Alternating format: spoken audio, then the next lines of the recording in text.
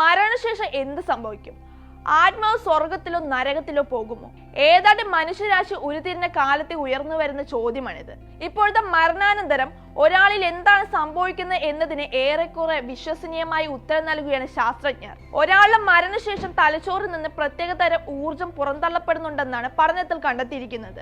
ശരീരത്തിൽ നിന്ന് ആത്മാവ് പുറത്തേക്ക് പോകുന്നതാണ് തലച്ചോറിൽ നിന്നുള്ള ഈ ഊർജ്ജ പ്രവാഹമത്രേ.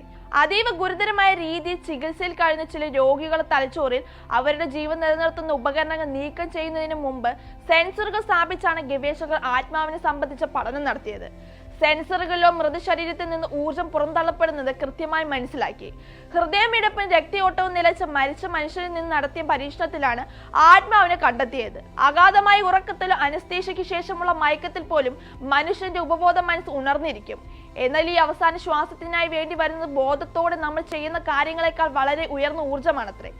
എന്തായാലും ആത്മാവിന്റെ യാത്രയെ തേടിയുള്ള മനുഷ്യന്റെ സംശയങ്ങൾക്ക് പുതിയൊരു വഴിത്തിരിവാകും ഈ പഠനം എന്നതിൽ സംശയമില്ല.